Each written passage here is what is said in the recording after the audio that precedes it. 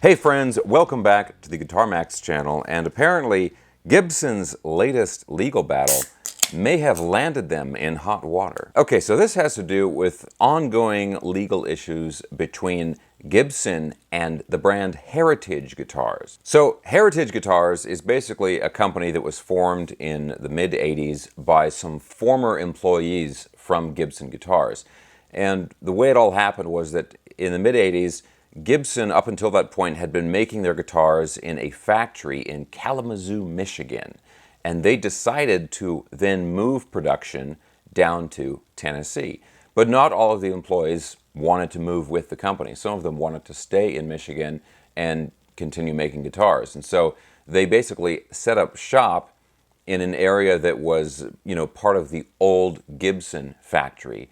And that company became Heritage, and they're still making guitars there to this day. And right when all of this happened, there was some legal arguing and so forth, but it they thought it got all worked out around 1991, where there was this formal legal agreement, and they kind of agreed like, okay, we're going to do this, and you're going to do that, and everything's groovy. But despite all of that, in recent years, Gibson has gone after Heritage for various things where they think that they're not sticking to the agreement that they worked out back then, that kind of stuff. And so this latest thing has to do with that. But in this case, Gibson may have overstepped a little bit, and it's possible that Gibson could be under some scrutiny for breaking some antitrust laws. Okay, so that's the backstory, and with all of that in mind, let's go ahead and look over at guitar.com at this article here, which is talking about the current issue that's going on right now. Now, real quick, guys, as always, if you enjoy videos like this, checking out cool new guitars and also staying up on all the latest news in the guitar universe,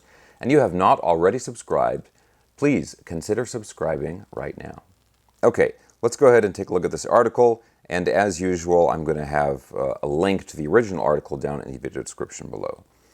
Let's look at this. Here's the headline. Gibson must now face antitrust litigation in Heritage case, U.S. judge rules. And right at the top there's a picture of the Heritage headstock, very different from the Gibson headstock, right? Okay, it says here, Gibson must face antitrust litigation as part of its legal battle with Heritage Guitars. A Michigan judge ruled against Gibson's motion to dismiss Heritage's Second Amendment complaint, which introduces a new antitrust aspect to the case, essentially accusing Gibson of attempting to monopolize certain aspects of the guitar market. The complaint alleged that Gibson is doing this via its trademark litigation threats against Heritage and by canceling a contract with Singapore-based musical instruments retailer Swee Lee. Swee Lee is a retailer that, along with Heritage, is part of Vista Musical Instruments, a division of Caldecott Music Group, formerly Band Lab Technologies. Heritage alleged that the contract's cancellation was done solely to punish Caldecott and hence force Heritage to withdraw from the U.S. guitar market. These claims of monopolization join the declaratory and injunctive relief Heritage is seeking from Gibson's threats of trademark litigation.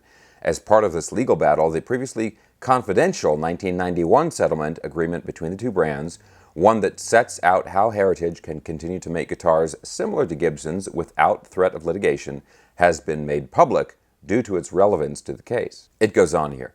Gibson had attempted to dismiss the Second Amendment complaint on a number of bases. Firstly, it argued that the definitions Heritage made of the relevant markets to the antitrust claims, those for premium solid-body single-cut guitars and premium semi-hollow double-cut guitars, were too narrow. These markets encompass Gibson's Les Paul and Heritage's 8150 and Gibson's ES335 and Heritage's 8535 respectively. However, in the opinion of the judge regarding the ruling, they argued that Heritage, quote, plausibly alleges how the characteristics of both the premium solid-body single-cut guitars and the premium semi-hollow double-cut guitars are unique and not reasonably interchangeable with other products. Secondly, Gibson argued that Heritage's definitions simply described Gibson's trademark designs. The judge dismissed this, writing, Quote, while Heritage's definitions of the relevant markets are rather narrow, the markets are not defined by Gibson's trademarks.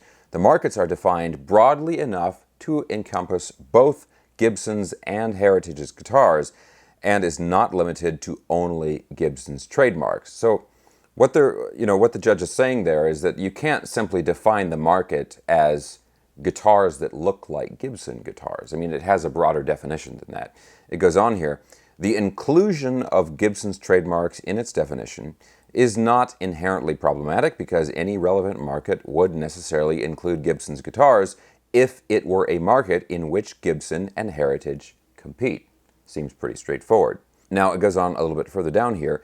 Gibson's request to dismiss the complaints also cites Noor-Pennington immunity. This is a doctrine that gives a private entity immunity to antitrust laws when it is attempting to enforce or aid the enforcement of other laws. For example, an entity that is legally attempting to enforce its trademarks cannot be charged with anti-competitive behavior for doing so, even if enforcing the trademarks could have anti-competitive effects. Very interesting. However, quote, a narrow exception to this doctrine exists, writes the judge, where the lawsuits are a, quote, sham and filed for the purpose of interfering with competition.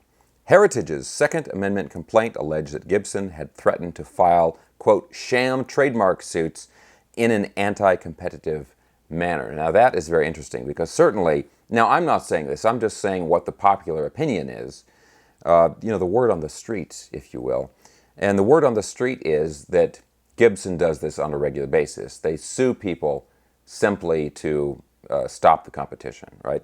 Now, talking about Gibson, it says here, Gibson's response argued that its claims were not baseless. For instance, it referred to Gibson and Heritage's 1991 settlement agreement, giving an example of how Heritage could have, quote, unreasonably interpreted the agreement, opening the door to fair trademark claims. The judge dismissed this argument, writing that Gibson's interpretation is at odds with the plain language of the agreement and would render meaningless portions of the agreement. She added that Gibson did not explain why the Heritage models that Gibson now claims violate the agreement are not protected by the clear wording set out in said agreement. So the judge therefore ruled that, quote, the court finds, as a matter of law, that Gibson's counterclaims and pre-litigation conduct relating to its Les Paul and ES body-shaped trademarks are objectively baseless for the purpose of the sham litigation exception to the Noor-Pennington doctrine. It means Gibson is not immune to antitrust litigation on the basis of simply trying to enforce its trademarks. Finally, Gibson's response to the Second Amendment complaint addresses the termination of Gibson's contract with Swee Lee. Gibson alleges that, quote, Heritage fails to plead how Gibson's termination of the Swee Lee distribution agreement harms the competitive process or harms consumers. The judge's response is that the court has already found that Heritage plausibly alleges that this contact was designed to punish the company, the common investor, so that it will pull Heritage from the relevant markets in the United States. Guitar.com has reached out to Gibson and Heritage for comment.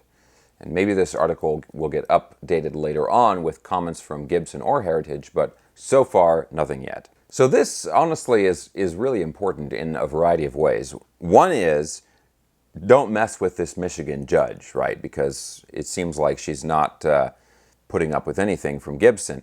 But the other thing is, I mean, Gibson really does have a reputation for this. At least that's what I've heard. And I've talked to a lot of people that feel themselves that Gibson does just do this on a regular basis. They just try and sue away the competition, right? So if Gibson loses this lawsuit and then they get sued for breaching these antitrust laws, that sets a massive precedent for all these other companies which Gibson has ongoing lawsuits with, suing them for trademark violations and all that stuff, or even companies that have been sued in the past. I mean, this could be a major shakeup for Gibson if this goes wrong for them. So guys, let me know what you think about all of this down in the comments section below. As always, I would love to continue the conversation down there.